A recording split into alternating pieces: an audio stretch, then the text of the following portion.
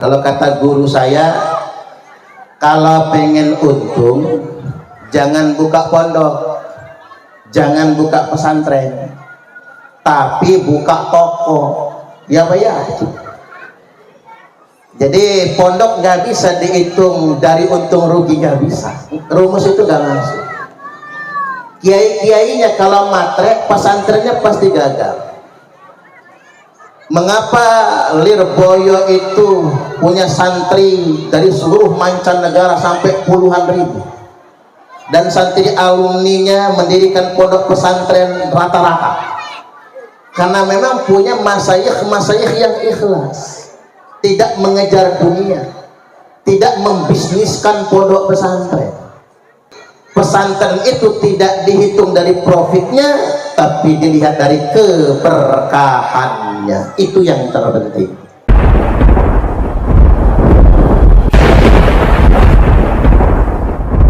Selanjutnya yang kami hormati dan yang kami ta'zimi, yakni pengasuh pondok pesantren Raudhatul Huda, Bapak Kiai Basori. Pak Kiai Basori ini usianya sudah 53 ya, tapi kok masih kayak 30 gitu. Kalau senyum itu meleleh, bikin meleleh. Itu senyum idola para janda itu. Pak Yai, mana jambangnya bagus ya. Itu kalau brewoknya dipanjangin, orang salah manggil Habib Ahmad Basori jadinya, jadi Balawi. Selanjutnya beserta para kiai, para asatidz pondok pesantren Raudhatul Huda.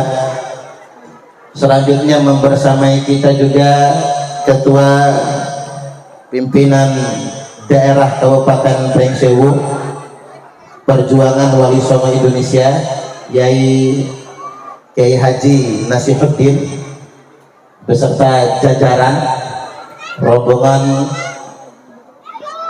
kiai dari Pringsewu atau pengurus PWI Kabupaten Pringsewu, para yai, para masyayikh yang tidak dapat saya sebutkan satu persatunya, dan juga ibu-ibu nyai yang hadir membersamai kita. Selanjutnya yang saya hormati Kepala SMK Raudhatul Huda, SMK Ma'arif Raudhatul Huda ya. Kemudian kepala sekolah atau kepala madrasah sanawiyah Raudhatul Huda, dan kepala Raudhatul Atfal Raudhatul Huda, beserta dewan guru, dewan asatidz yayasan pondok pesantren Raudhatul Huda. Selanjutnya yang saya hormati dan yang saya banggakan segenap Bapak Ibu wali-wali santri, wali-wali siswa, beserta anak-anak yang kami banggakan. Bapak Ibu apa kabar? Sehat? Alhamdulillah.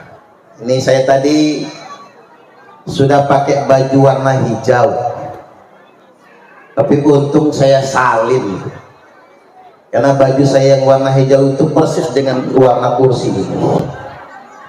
Jadi untung saya salin untungnya. Kalau saya tetap pakai baju itu, yakin persis warna kursinya. Karena saya pernah trauma pakai baju hijau warna begini. Ceramah di tulang bawang persis dengan warna taplak mejanya.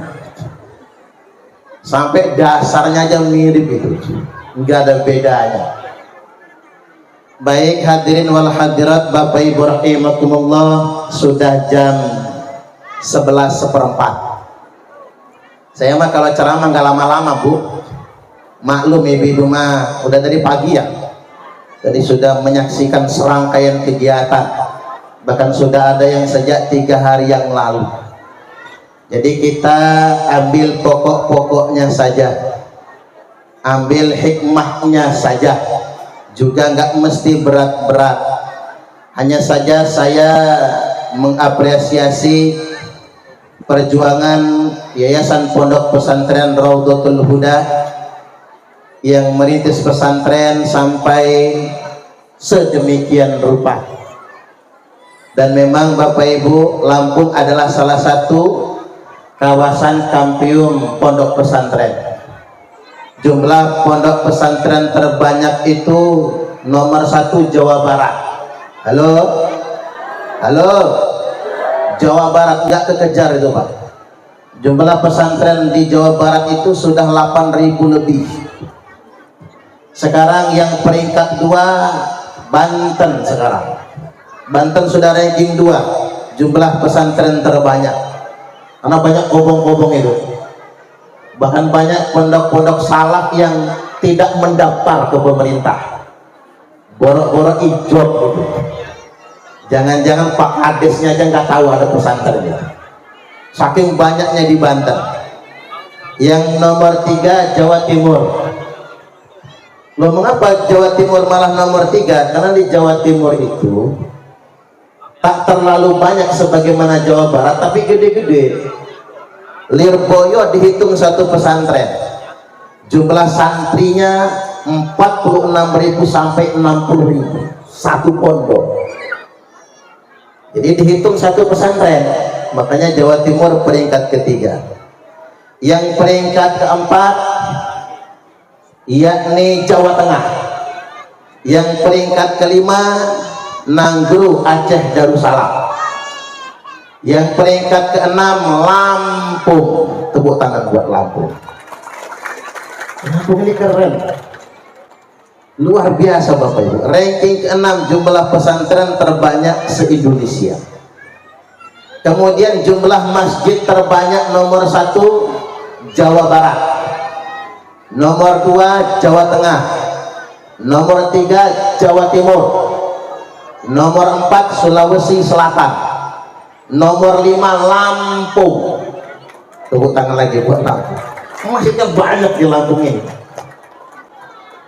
NU terbesar nomor 1 Jawa Timur, nomor 2 Jawa Tengah, nomor 3 Lampung. Lampung ini keren loh Pak. NU nya tipe A, peringkat 3 secara nasional. Ya nggak mungkin kita di atas Jawa Timur, nggak mungkin ya. Tapi peringkat 3 itu malah Jawa Barat dan Banten masih di bawah Lampung. Artinya memang pesantren harus betul-betul berperan terhadap pembangunan bangsa dan negara. Pesantren harus benar-benar berperan di tengah-tengah masyarakat. Ketika Bapak Ibu menitipkan anaknya ke Raudhatul Huda, maka dapat dua-duanya. Ilmu dunia dapat, masuk TK, MTS, kan pelajaran umum yang lebih banyak. Apalagi SMK, skill keahlian, apalagi sudah ada BLK multimedia. Kalau bisa santrinya punya konten YouTube semua, YouTubean, TikTokan, kan begitu. Hari ini YouTube juga menghasilkan. Saya ini punya 2 channel Bapak Ibu. Channel pertama Ustadz Suparman Abdul Karim, subscribernya 251.000 subscriber. Pernah sebulan dapatnya 30 juta. Alhamdulillah. Yang jelas gaji Pak Camat kalah sama monet YouTube saya. Konten yang kedua Ustadz Suparman Abdul Karim 2. Jadi ada angka 2-nya, Romawi. Ini baru sekitar 23.000 subscriber. Per bulan sudah dapat alhamdulillah 4 sampai 5 juta. Alhamdulillah. Cuman ngonten saja, ceramah direkam, disimak ulang, yang salah dihapus, yang salah jangan diupload. Nanti dibully orang soalnya. Kan kita sabkul lisan itu pasti ada. Namanya ngomong itu keceli, ucapan pasti ada. Salah sebut. Nah itu dipotong, jangan diupload. Makanya hindari siaran langsung. karena siaran langsung itu berpotensi salah ngomong. Sudah kejadian saudara kita Gus Miftah gara-gara penjual es itu. Ada penjual es gak kira-kira ya? Jadi kalau salah ngomong lantas kemudian diupload, itu akan menjadi persoalan nantinya. Artinya memang saya kembali lagi, ketika anak kita dititipkan ke Raudhatul Huda, ilmu dunia dapat, ilmu agama dia dapat. Kita ingat dengan ucapan Imam Asy-Syafi'i rahimahullahu ta'ala, man arada dunya fa'alaihi bil ilmi. Barang siapa yang ingin meraup dunia, maka wajib dengan ilmu. Wa man aradal akhirah fa'alaihi bil ilmi. Barang siapa yang menginginkan akhirat, maka wajib baginya dengan ilmu. Wa man aradahuma fa'alaihi bil ilmi. Barang siapa yang menginginkan keduanya, sukses dunia, sukses akhiratnya, maka wajib baginya dengan ilmu. Mudah-mudahan peserta didik dan santri Ponpes Raudhatul Huda makin tambah banyak, amin. Karena begini, halo, kehidupan pesantren itu juga tergantung santri.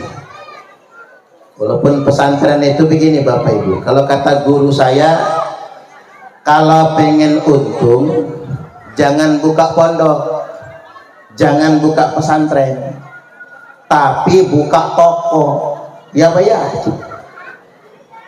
Jadi pondok nggak bisa dihitung dari untung rugi, nggak bisa, rumus itu nggak langsung. Kiai-kiainya kalau matre, pesantrennya pasti gagal. Mengapa Lirboyo itu punya santri dari seluruh mancanegara sampai puluhan ribu, dan santri alumninya mendirikan pondok pesantren rata-rata? Karena memang punya masayikh yang ikhlas, tidak mengejar dunia, tidak membisniskan pondok pesantren. Hanya saja perlu kita pahami, ya jumlah santri juga penting. Saya ambil contoh, pesantren kita Rahmatul Ummah itu Kiai, santri mukimnya cuman 100, baru 100. Itu luar biasa. Uang syahriah 300.000 sebulan, habis dimakan itu. Ya 300.000 sebulan itu 10.000 sehari. Makan 3 kali sehari. Jadi sekali makan Bapak Ibu berarti 3.500. Makan 3 kali sehari. Mana saya itu punya prinsip, kalau lauk dibagi, sayur dibagi, nasi boleh nambah lagi.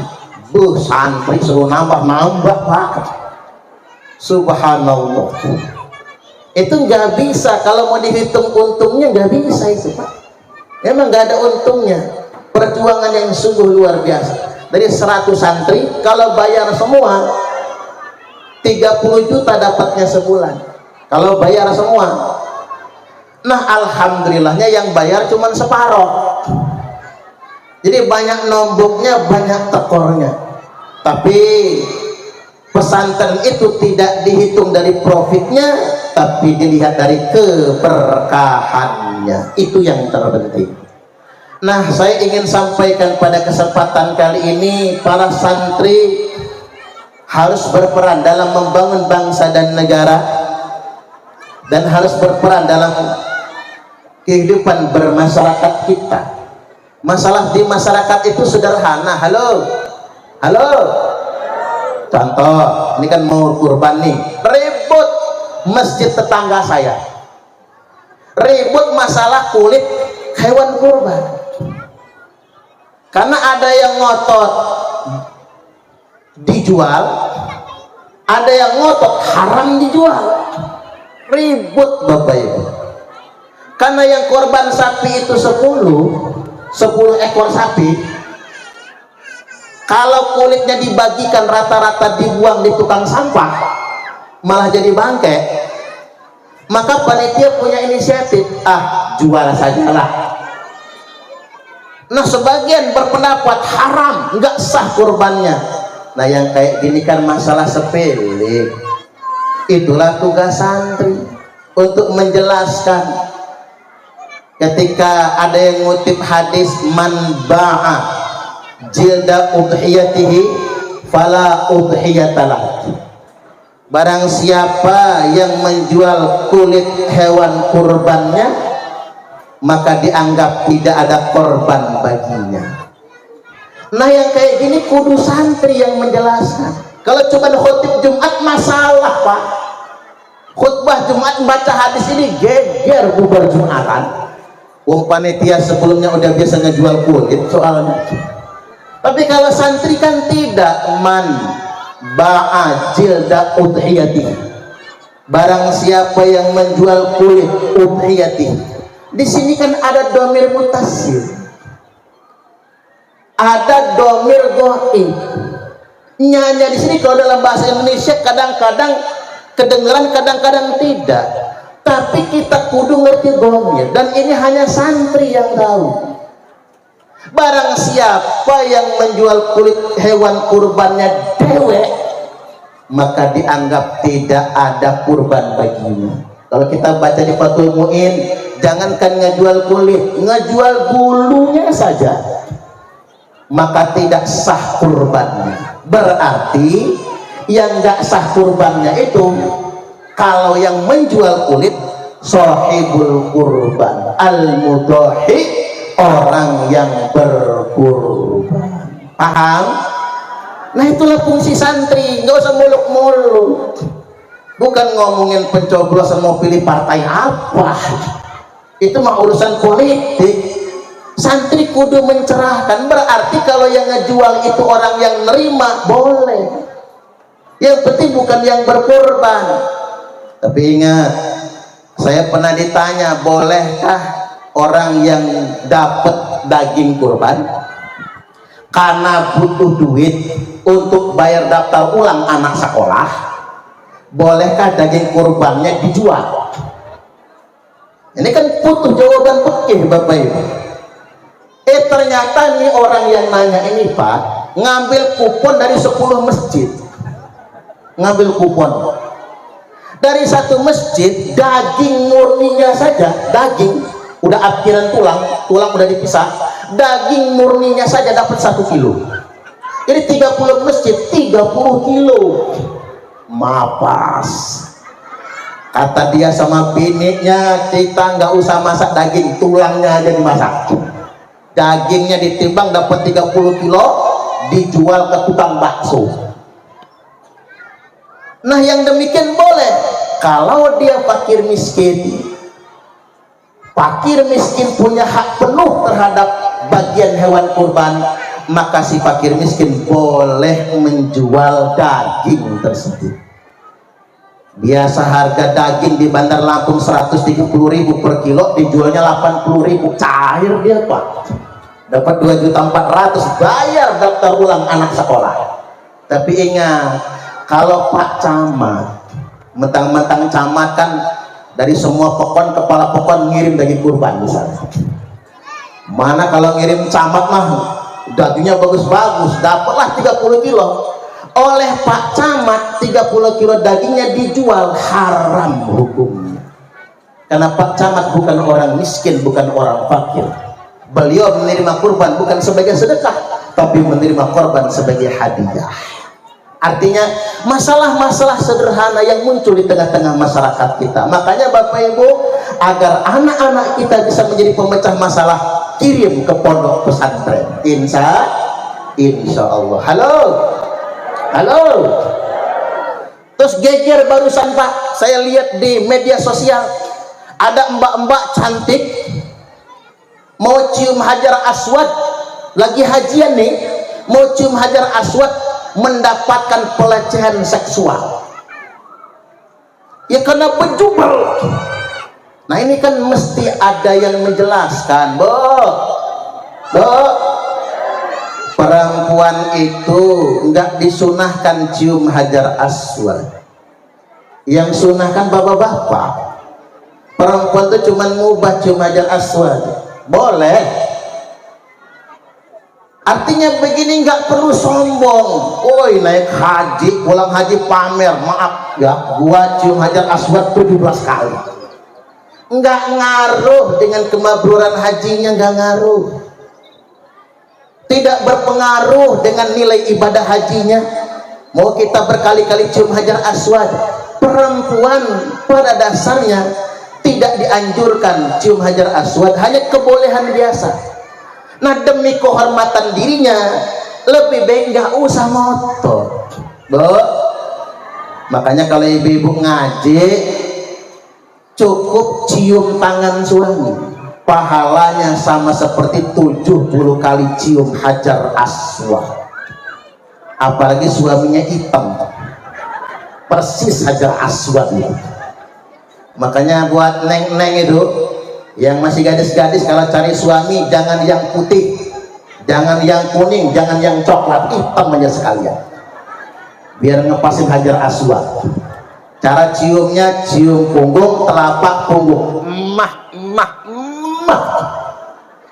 Nah, ini kan mesti dijelaskan bab seperti ini oleh santri. Yang berikutnya nih, geger nasional. Karena tadi Pak Yai Basori nggak bolehin Pak Camat membahas pajak, saya yang bahas pajak nantinya. Saya membantu Pak Camat ini membahas pajak. Orang-orang Wahabi alias Wahaboy memfatwakan mungut pajak itu haram dan pemungut pajak masuk neraka.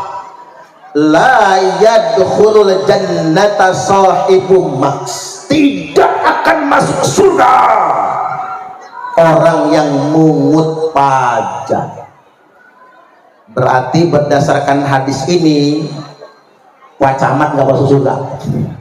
Pak Camat, kepala pekon, Pak RT termasuk juga. Hampura Pak RT, hampura. Pak RT suka bagi-bagiin tagihan PBB soalnya. Maka karena Pak RT sudah membagikan kertas merah tagihan PBB, maka Pak RT masuk neraka juga. Ya bayangkan kalau ceramah Wahabi kayak gini populer, Pak, ya gagal membangun negara kita. Negara kita ini dibangun dari sektor pajak soalnya. Ini masalah. Tambah lagi dia mengatakan pajak haram, bea cukai juga haram, padahal pendapatan terbesar negara kita ini dari rokok. Maka rokok adalah pahlawan pembangunan. Nih silakan yang ngudut Pak, panjenengan yang ngudut ini Pak, yang membangun negara ini panjenengan itulah sebetulnya, yang ngudut itulah sebetulnya. Nah, kembali lagi, ini kan harus dijelaskan oleh santri, jangan lagi kiainya lah. Kalau santri, kiainya udah urusan yang lebih besar.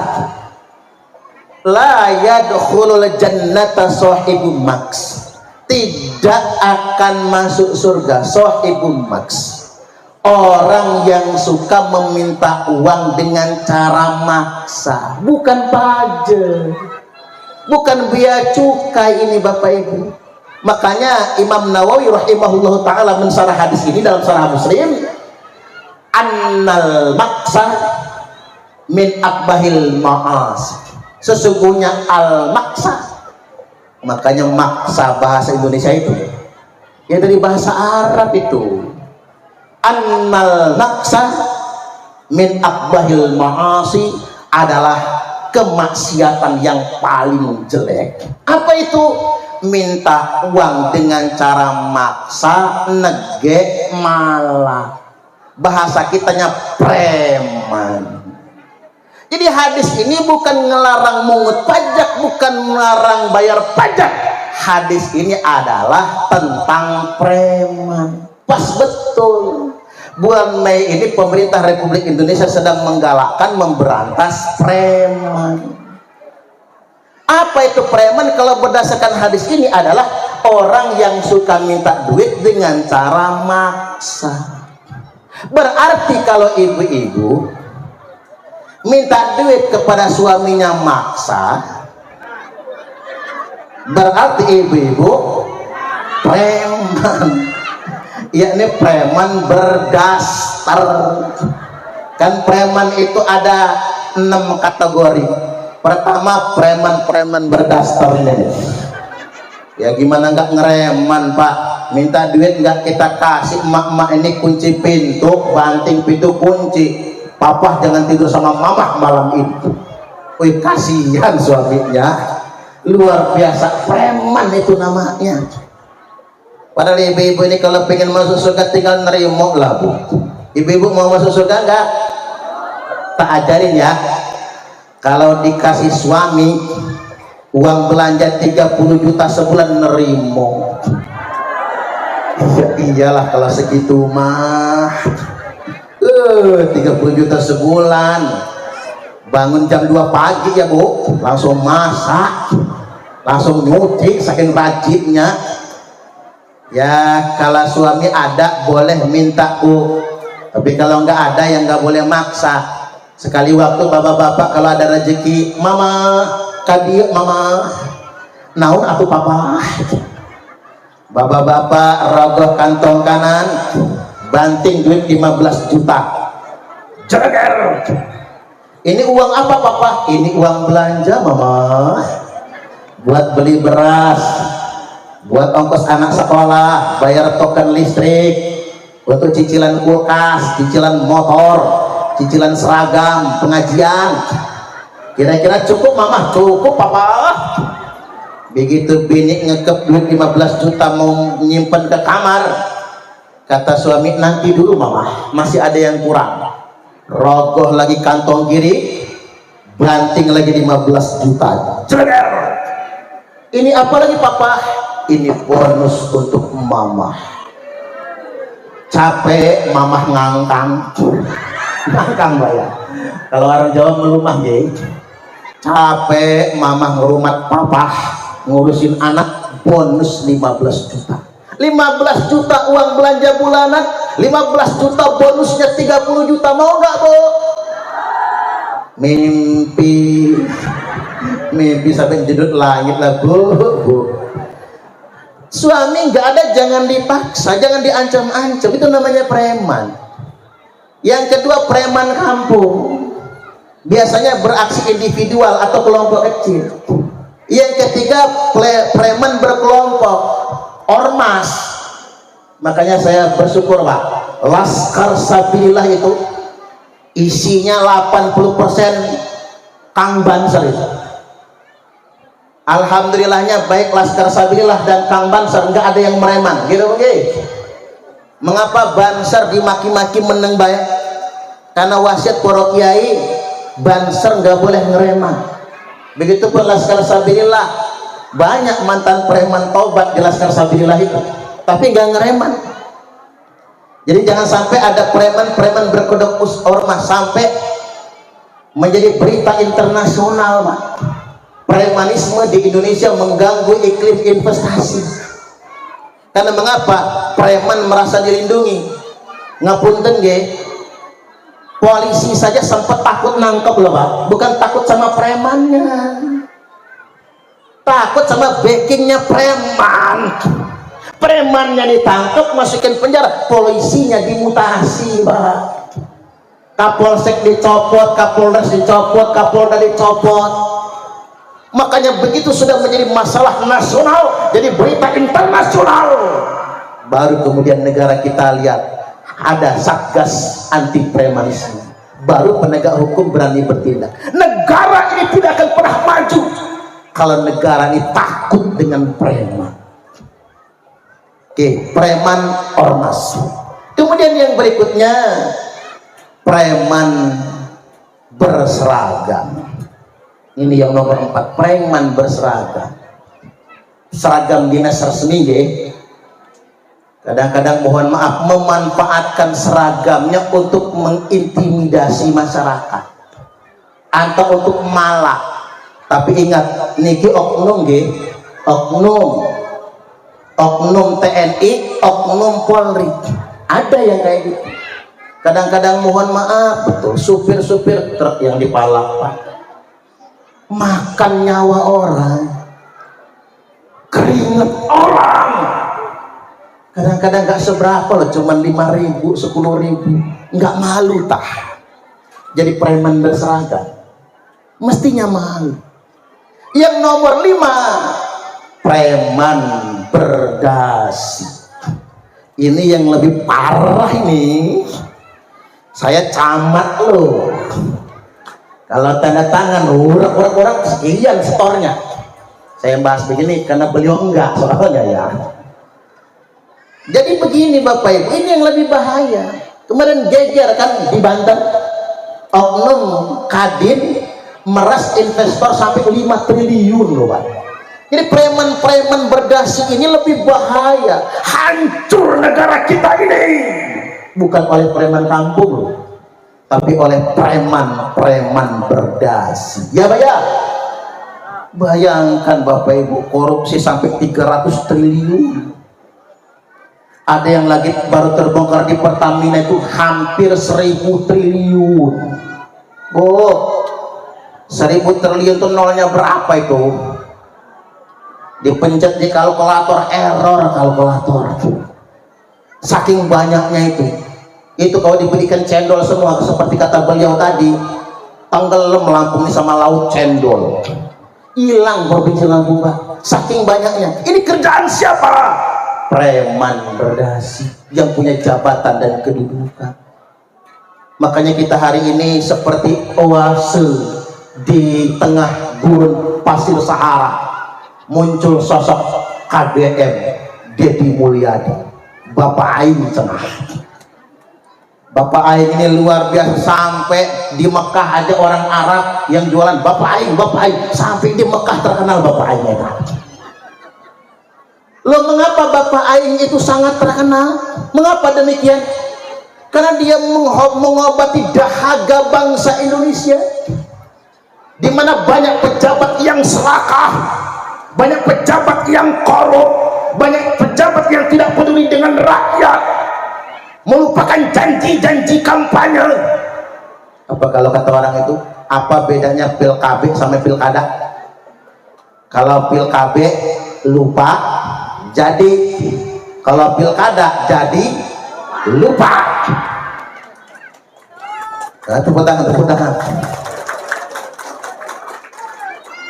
Oh, waktu mau nyalon bupati, nyalon kepala pekon, nyalek, mau nyalon dewan, datang ke kiai tiap hari minta amalan.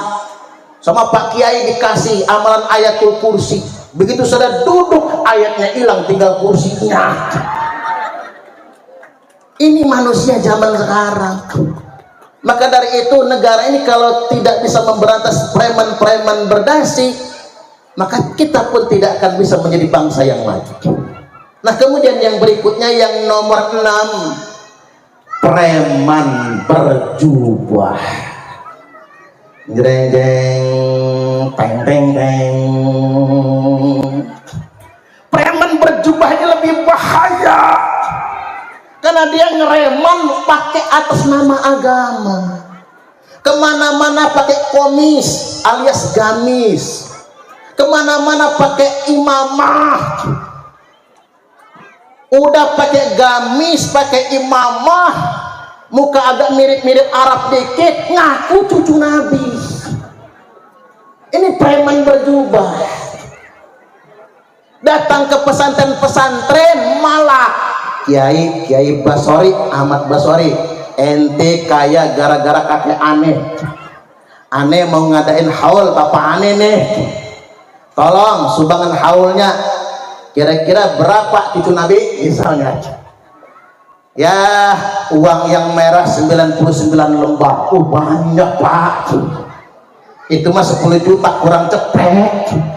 Datang ke pesantren-pesantren ngedawir, malak-malak, maksa, nggak pulang kalau nggak dikasih, sampai ngapunten nyuwun ngapura hampuranya, sampai di Lampung Tengah pesantren-pesantren masang CCTV bukan buat ngeker LSM sama wartawan abal-abal, bukan buat ngeker LSM, bukan buat ngeker maling. Masang CCTV bukan buat ngeker santri yang kabur dari pondok, bukan.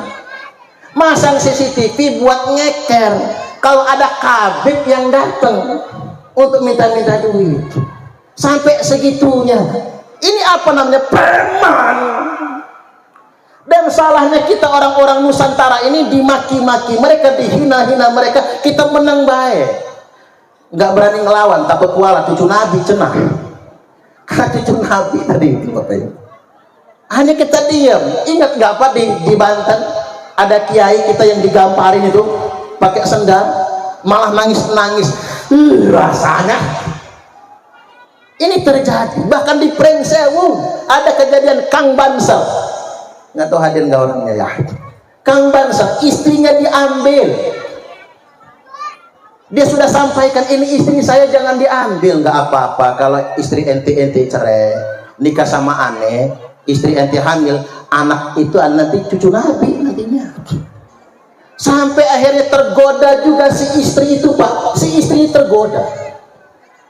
Yang lihat ganteng begitu soalnya kali ya, atau beda rasanya barangkali, tergoda, larilah dia Bapak Ibu. Si Kang Banser ini Pak, saking stresnya berhadapan dengan realita, mau tak lawan, ini cucu Nabi, mau tak bunuh nanti saya kualat. Curhatlah sama kiai. Apa kata Pak Yai? Udah ikhlasin aja, namanya cucu Nabi, nggak usah dilawan. Ayo orang stres Bapak Ibu. Kang Banser ini dihadapkan dengan realita, kalau memang benar dia cucu Nabi, kok kayak gitu kelakuannya. Maka kemudian setelah terungkap, ternyata mereka ini bukan cucu Nabi, baru kemudian, oh pantesan bini orang nih hajat, bini orang direbut juga. Ini masalah Bapak Ibu. Belum lagi mengatasnamakan cucu Nabi pakai udang-udang, pakai surban, pakai gamis, naik ke panggung, marah-marah, maki-maki, nantang perang, ngajak berantem, ngangkat pedang, ngangkat celurit. Apa itu cucu Nabi? Kita sendiri kenal yang namanya sifat ulama itu, alladzina yanzuruna ilal ummati bi'ainir rahmah. Ulama itu adalah yang menatap umat ini dengan pandangan kasih sayang. Ini ada orang yang ngakunya ulama, pakai jubah ulama, ngaku cucu Nabi, mandang umat bukan dengan pandangan kasih sayang, tapi maki-maki, ngancem-ngancem, ngajak perang, mau ngebunuh. Apa itu cucu Nabi? Para Nabi itu betul-betul penyayang kepada umatnya. Nah dia ngaku cucu Nabi, kerjaannya mengintimidasi umat.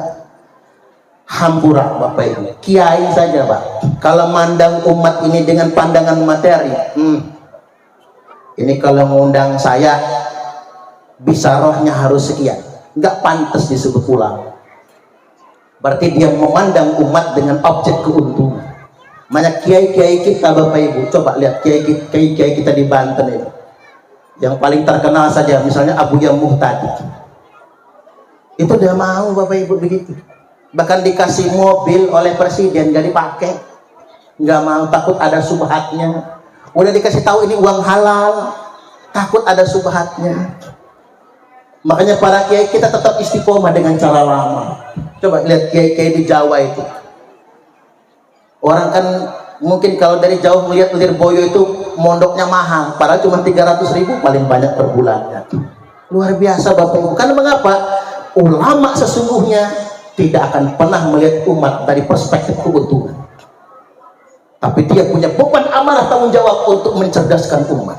Nah ini sudah ngaku pakai jubah ulama, ngaku cucu Nabi, tapi mengeksploitasi umat Nabi.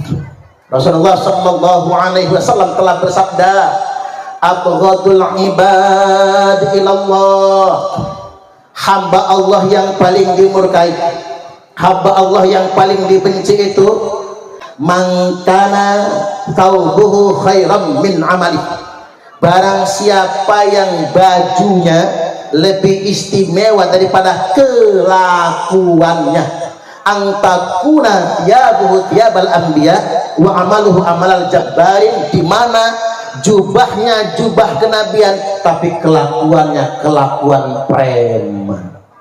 Berarti terminologi preman berjubah itu bukan istilah saya, Nabi yang disebutkan, yang menyebutkan angtakuna thiyabuhu thiyabal anbiya Jubahnya jubah kenabian, pakai imamah, pakai jubah.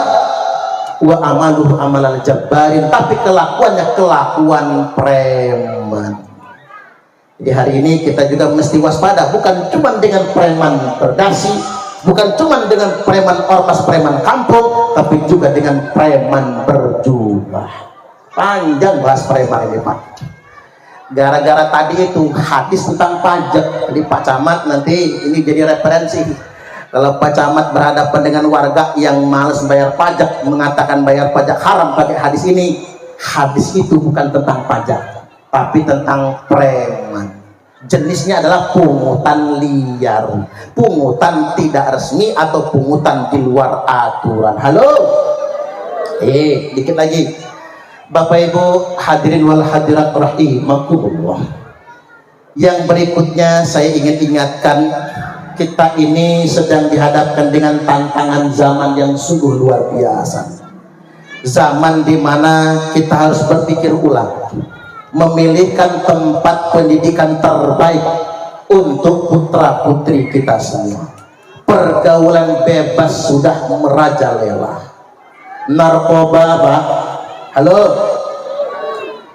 tak bulan Juni yang akan datang ini Mei, mulai tanggal 1 Juni jangan lupa, pemerintah Republik Indonesia punya target pemberantasan narkoba. Kasih tahu sama tetangganya yang masih ngolah-ngolah narkoba, nggak ada ampun, langsung sikat Pak. Bulan Mei preman, bulan Mei preman. Saya kok tahu, ya kan saya dapat bocorannya. Bulan Mei khusus preman, habisin. Bulan Juni narkoba.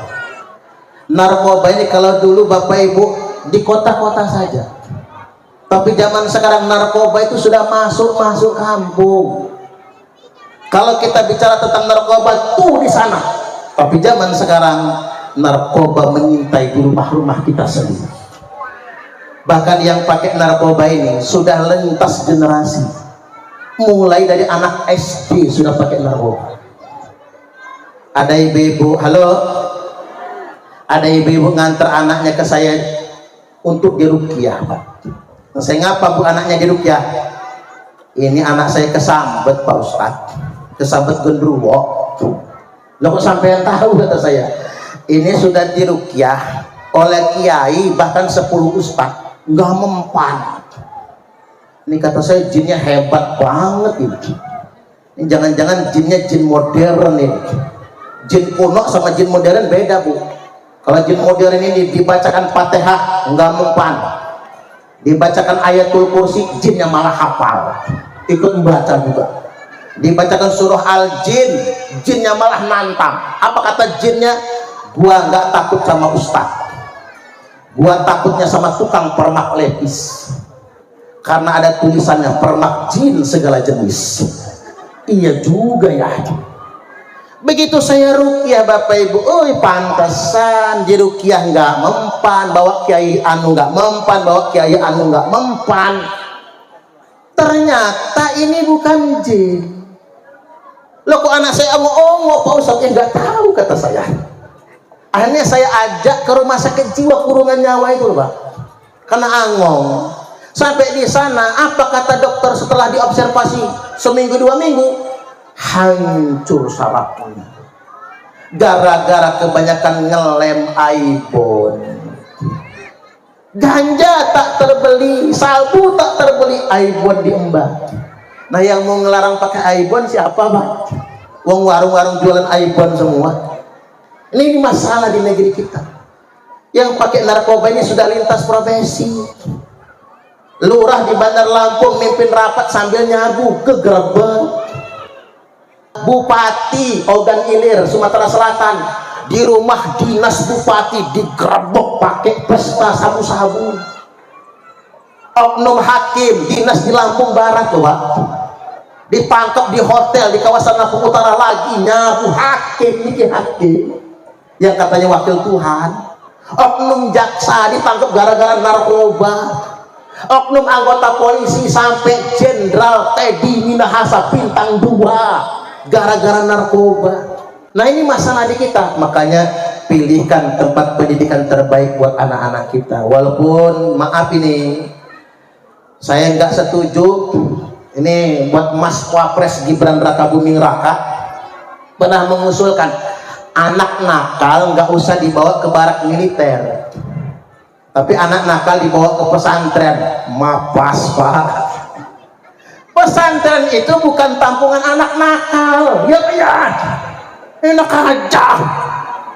Saya nggak terima saya nggak terima. Masa pesantren dijadikan tampungan anak nakal?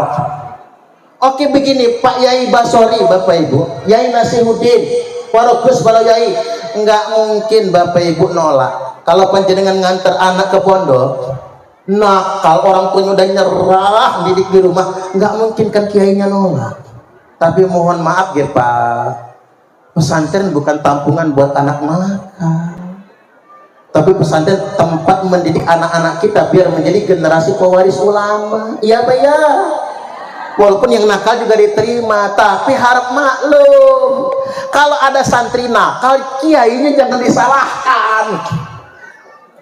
Saya ini tahun lalu tuh sedih betul Bapak Ibu, santri kita itu kan karena nakal di kampung, orang tuanya sudah nyerah, dibawa ke pondok kita. Baru beberapa bulan di pondok kita maling kotak amal masjid Pak, kotak amal di desa, di kampung itu.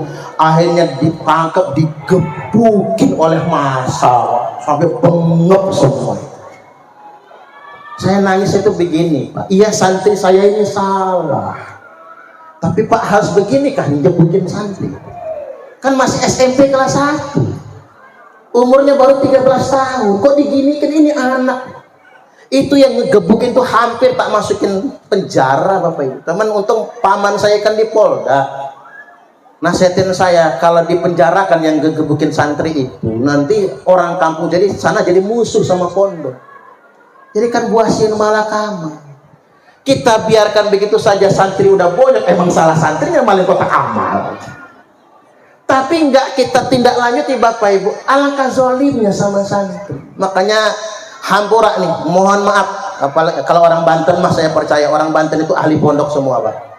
Ya, mohon maaf ini bapak-bapak, ibu-ibu, kalau ada anak pondok maling-maling ya nggak usah digituin ya, tetap dikasih efek jerak kan begitu, laporkan Pak Yainya. Kadang-kadang memang ini kok situasi dan kondisi Bapak Ibu, karena memang orang tua sudah nyerah di rumah. Masih enak pondok-pondok zaman sekarang ini mewah Pak, ada tukang cucinya, ada tukang masaknya, enak zaman sekarang, nama zaman dulu ya kita mesti masak dewek, beli beras dewek. Santri-santri itu udah biasa numis enceng gondok, udah biasa. Bapak-bapak kalau pengen ngerasain bagaimana rasa tumis enceng gondok, jadi santri dulu. Kadang-kadang lapar Bapak Ibu, pengen makan lauk ayam, saking kepengennya ayam tetangga yang disembelih Pak, ribut tetangga. Ini fenomena sedemikian rupa ya, mesti kita pahami. Walaupun di satu sisi pesantren bukan tampungan buat anak nakal, tapi kiai gak mungkin nolak ketika ada anak nakal sekalipun dikirim ke pondok pesantren. Jadi jangan asal ngomong lah kita tentang pesantren. Jadi balik lagi bahwasanya zaman sudah sedemikian rupa, pergaulan bebas merajalela, maka mau tidak mau kita titipkan anak kita ke pondok pesantren agar selamat, agar menjadi ahli agama. Dan memang jarang Kiai Ahmad Basori, pesantren-pesantren orang Banten itu rata-rata mengharamkan pendidikan formal. Makanya saya apresiasi beliau mendidikan RA, MTS, SMK, kalau bisa perguruan tinggi juga. Mudah-mudahan ya. Karena begini, orang Banten tuh aslinya rata-rata kiai-kiai Banten, ya, tapi nggak salah ya Pak, itu prinsip ya, itu sangat keilmuan. Tidak memperbolehkan pendidikan formal. Maka santri-santrinya rata-rata nggak sekolah Bapak Ibu, kecuali orang tuanya proaktif, paket A, paket B, paket C, kan begitu. Orang tua yang harus proaktif. Cuman sekarang Bapak Ibu, kita harus menjawab tantangan zaman. Harus ada sekolah juga, harus ada sekolah. Karena ngapa? Di Bandar Lampung itu banyak kuli pelabuhan Pak, itu santri pinter mimpin tahlil, pinter mimpin barzanji, ngajinya pinter, Walaupun nggak ngelotok betul kitab kuning pak, kitab dasar dia hafal pak, matan-matan itu masih hafal, matan-matan tak tes itu matan-matan itu masih hafal semua pak. Nggak kata awamil mandaya itu masih lancar kan begitu. Itu berarti santri, tapi sayangnya jadi kuli. Nah yang karyawan perusahaan yang bukan kuli, ngaji aja nggak bisa, masih belajar ikro sama si kuli ini tadi pak, tapi di kantor jadi bos. Mengapa? Karena dia sekolah, punya ijazah. Makanya penting ijazah. Bukan menuhankan pendidikan formal, bukan, untuk mengangkat harkat martabat orang berilmu. Karena si santri ini tadi yang pintar ngaji nguli, capek, mana badan kotor, mana kadang-kadang kencing itu kena ke celana, akhirnya nggak sholat. Udah tahu santri zuhur, asar, maghrib, isya, subuh nggak sholat. Karena ngapa? Pakaian kotor. Kondisi yang sedemikian rupa, maka penting yang namanya pendidikan tersebut. Hanya saja memang kita harus maklumi Bapak Ibu, pendidikan formal dan pendidikan diniyah untuk santri mukim tidak bisa terlalu full pendidikan formal. Jangan terlalu 50-50.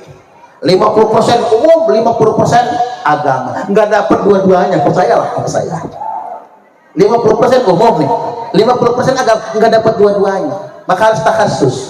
Yang takhasus kitab, umumnya berapa persennya saja. Yang takhasus Quran. Nih putrinya Yai Basori sudah hatam 30 juz Bapak. Yang tadi cantik itu hatam 30 juz. Alangkah beruntungnya yang bakal punya mantu begitu ya. Sudah ning mantu hafal 30, hatam 30 juz kan begitu. Kitab juga Bapak Ibu. Jadi yang takhasus kitab, takhasus Quran ya Quran. Nah, yang berangkat balik dari rumah yang sekolah MTS, SMK juga pelajaran umumnya. Dan ingat, saya ambil contoh misalnya di Bandar Lampung ya, SDIT, SMPIT, SMAIT itu uang masuknya saja 25 juta. Uang masuk, orang tua berani bayar. Kemudian SPP bulanan 2 juta, 1,5 juta sampai 2 juta sebulan. Orang tua berani bayar. Itu SPP nggak dapat makan loh, bukan mungkin. Bolak-balik. Sayangnya, hampura sayangnya, rata-rata sekolah itu yang ngurus orang Wahabi. Waktu TK anak saya suruh ngapal doanya, doa Wahabi. Nggak boleh pakai ini wajah tuh, harus pakai Allahumma ba'id. Walaupun Allahumma ba'id juga sakiyah ya Pak, cuman kan lebih identik kepada non-NU kan begitu. Artinya sedemikian rupa. Ngapa sekolah-sekolah Wahabi, IT itu maju dan banyak yang mondok dan berani bayar mahal. Nah ini makanya kita harus berpartisipasi juga Bapak Ibu. Sekolah-sekolah yang berbasis ahli sunnah wal jamaah, yang berbasis Jam'iyah Nahdlatul Ulama mesti dikembangkan menjawab tantangan zaman, sehingganya ilmu dunia, ilmu akhirat dua-duanya dipelajari oleh anak-anak kita. Hanya saja, halo, kalau ingin betul-betul menjadi ahli agama, memang harus takhasus kita Bapak Ibu. Takhasus kita, kalau sudah tamat di Lampung nggak cukup Bapak Ibu, berangkatlah ke Jawa. Mau ke Banten dekat, Jawa Barat dekat, Jawa Tengah juga, atau Jawa Timur. Jadi nggak bisa hampura ini Pak Kepala KUA, karena kemenak ya, nggak bisa anak kita jadi kiai hanya dengan sekolah MI, MTS, MAN, nggak bisa. MAN itu sebetulnya Bapak Ibu SMA plus pelajaran agama. MTS itu sebetulnya SMP plus pelajaran agama. MI itu sebetulnya SD plus pelajaran agama. Kalau ingin betul-betul anak kita menjadi ulama, harus mukim di pondok pesantren. Kalau nggak mau jauh-jauh, minimal pondok pesantren Raudhatul Huda. Insya Allah. Baik, demikian. Nggak usah lama-lama ya. Udah jam 12. Mudah-mudahan yang singkat ini bermanfaat. Dan mudah-mudahan bagi kita semua ambil hikmahnya, ambil pelajarannya. Allahul muwaffiq ila aqwamit thoriq. Wassalamualaikum warahmatullahi wabarakatuh. Kami adalah Laskar Sabilillah, pecinta Wali Songo dan para anbiya, pewaris peradaban Islam di Nusantara hingga berkibar bangsa Indonesia.